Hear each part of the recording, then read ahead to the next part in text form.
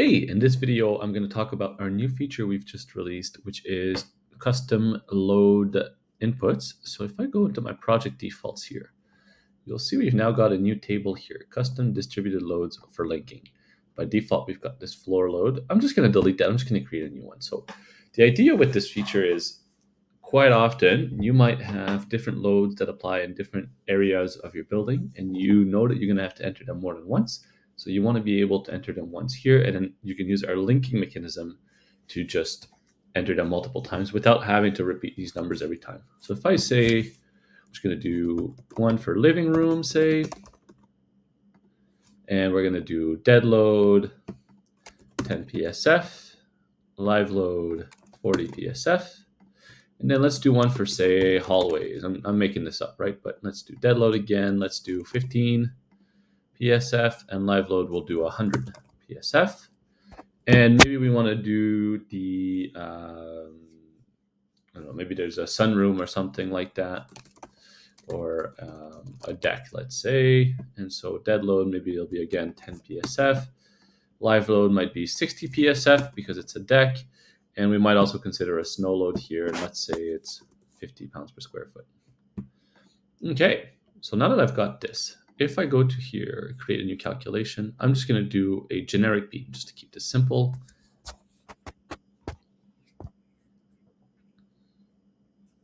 So I've got all this stuff here. I've got my default floor load. So I can actually remove that now if I want. And I can click the link button. And you'll see the project defaults. And now I've got my deck, hallways, living room. In this case, let's say it's a hallway. Once I've got this, you'll see by default, it'll do start location, then end location, so the full length of the beam. And here in this case, it's a 5-foot tributary width. We can change that if we want. We can make that, I don't know, let's say it's a big beam holding up the whole hallway. Maybe it's 8 feet. And that's it, right? So now, maybe I've got another hallway that's got a shorter span. So let's go create another generic beam. And let's say this one's only a 15-foot span. Again, I'm going to delete this, and then I'm going to link, again, project defaults, hallways. Again, full length tributary width. Let's say, again, this one is 8 feet. So I can see I'm still passing. Let's just quickly go and select a glulam beam that does pass again. And let's just narrow this down. We'll say we're using a 24F 1.8E.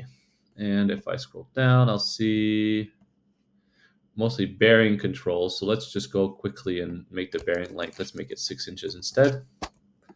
And let's try that again.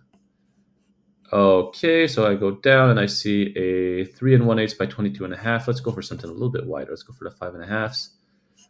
A lot of sizes here, and you can see 5.5 by 13.5. Let's just pick that. Okay, so it passes. Everything's good. And now let's just go with our first beam again. You can see it's really not passing. We need something much bigger here. Again, let's go with the glulam.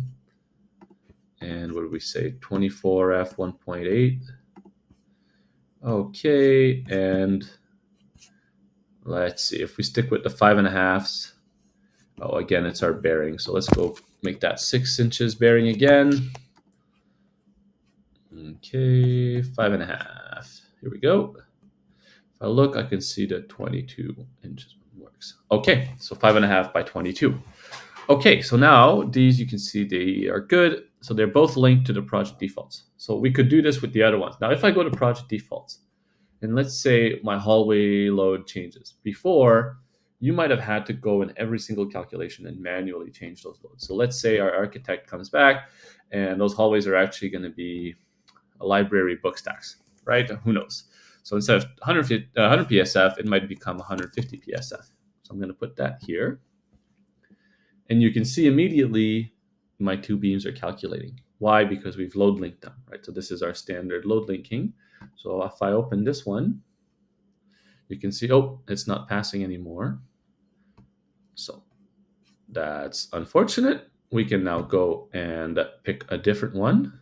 So if we stick with the 5.5s again, what's going to pass is, so we need a 28.5. So we're going to add another 0.5 foot to our depth. And now we pass. And we can see now our beam 2 has finished calculating as well. It's also failing, right? We're at 135%.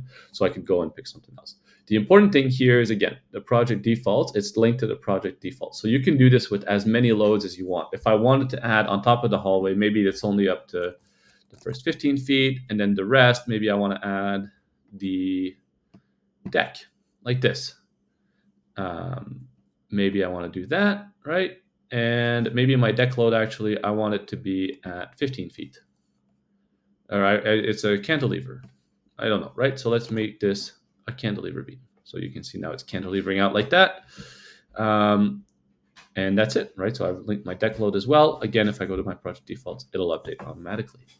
So I hope that clears some things up. I hope that helps with our new cool feature. We're pretty excited about this because it means you can add a lot more loads a lot faster. So let us know your thoughts. You can always reach out to us. You can hit that little paper plane here and it'll send us a message directly. Thank you. Bye-bye.